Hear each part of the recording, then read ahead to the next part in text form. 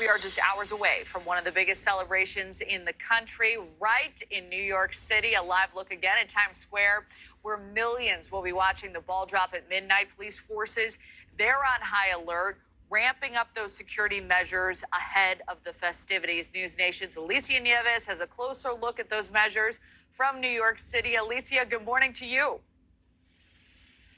Good morning, Kelly. Yeah, here in Times Square ahead of the ball dropping here in 15 or so hours from now.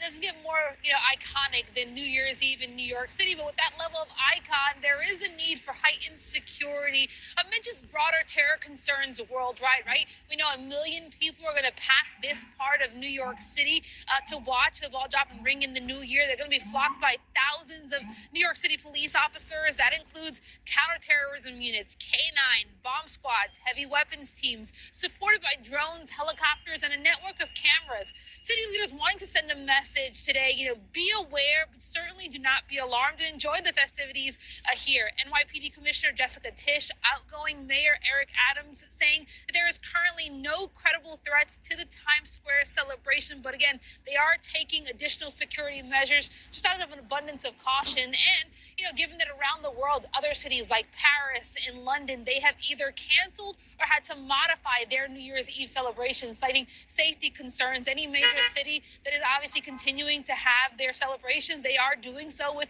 increased security measures, again, mostly out of an abundance of caution and following, federal authorities saying cities like New York are unfortunately targets for potential lone wolves. They're these aspirational targets for other, small potential terror groups. And proving how real this is, the FBI recently arrested people for allegedly plotting a New Year's Eve bombing in Los Angeles.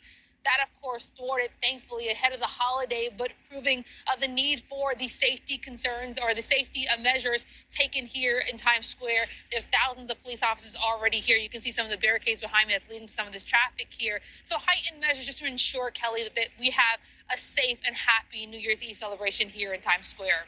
Absolutely, and very necessary. Alicia, New York is also preparing to swear in a new mayor tonight. At the same time, what should we know about Zohran Mamdani's inauguration too?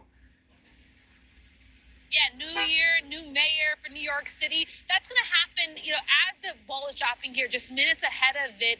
Zohran Mamdani will have a private ceremony where he will take the oath and become the next mayor of this city. That's going to be, again, a private ceremony. Attorney General Letitia James going to administer that oath. It'll happen at an abandoned old City Hall subway station.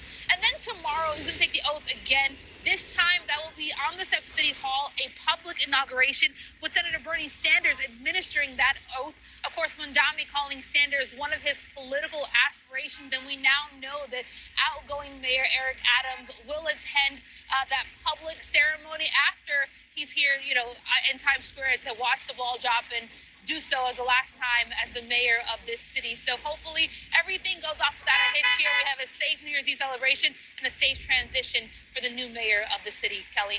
Yeah, that is the hope. A lot on deck tonight. All right, Alicia, thank you.